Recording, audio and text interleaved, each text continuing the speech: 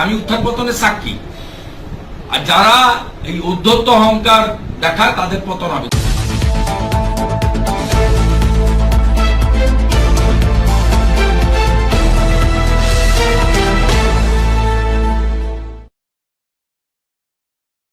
দৌড়েও না।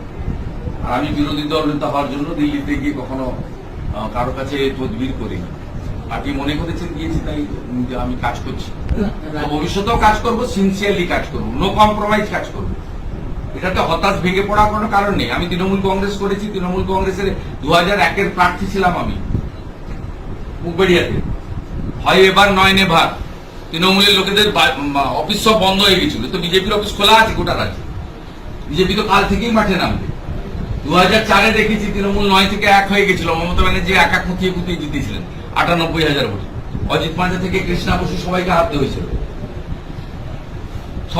হয়েছিল, এসব জিনিস তো দেখেছি। আমাদের কাছে তো এগুলো, আমার কাছে অন্তত হবে না। আমি উত্থান পতনের সাক্ষী। আর যারা এই উদ্ধত্ত অহংকার দেখায় তাদের পতন হবে। তৃণমূল কংগ্রেস তো 4 সালে 29% ভোটে নেমে গেছিল। 9টা এমপি ছিল, 1-এ নেমে গেছিল এবং 29% ভোটে। আমাদের তো 21-এর পরে পার্টিকে পুরো ভেঙে মেরে তুলে দিয়েছিল। 57 জন কর্মীকে খুন করা, 1 লক্ষ বিজেপি কর্মীকে ঘরছাড়া করে দেওয়া এবং শয়ে শয়ে হাজারে হাজারে পার্টি অফিসকে লেভেল করে দিয়ে বিজেপির বুথ লেভেলকে কার্যত শেষ করে দিয়েছিল। ডক্টর সুকান্ত মজুমদারের নেতৃত্বে, দিলীপ দার পরামর্শে আমরা সকলে মিলে খেটে খুঁটে 3 বছরে আবার সংগঠনকে 60% দাঁড় করাতে পেরেছিলাম। 100% পারিনি। তারপরেও 2021-এ আমাদের যে ভোট ছিল তার থেকে 1% ভোট বেড়েছে। 2021 সালে 77টা বিধানসভায় লিড ছিল, এবারে 100 কাছাকাছি বিধানসভাতে লিড আছে। এমনকি কলকাতাতে মানিকতলা, জোড়াসাঁকো, শ্যামপুকুর এইসব বিধানসভাতে বিজেপি লিড করেছে, কলকাতার মতো জায়গাতে। আপনারা সব হিসাবগুলো করবেন, তারপরে বুঝতে পারবেন। এবং 2021-এ আমাদের 12টা লোকসভায় লিড ছিল। হয়তো 2-1টা সিট এদিক ওদিক হয়েছে, নতুন এসেছে, 2-1টা গেছে। কিন্তু সামগ্রিকভাবে আমরা আমাদের যে স্ট্রং, আমাদের যে সাপোর্ট বেস, এটা আমরা ধরে রাখতে পেরেছি। এটা ডিউ টু জনগণ, এটা বড় ব্যাপার।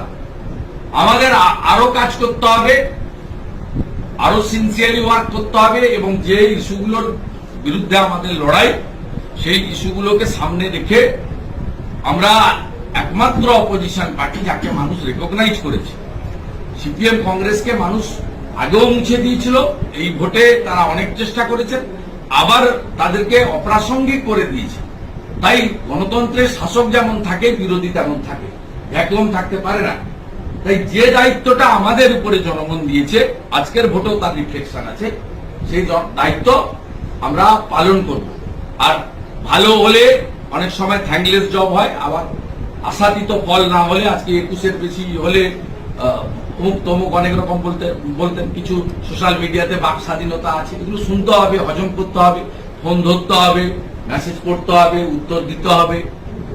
রেগে গেলে চলবে না, মাথা খারাপ করলে চলবে না।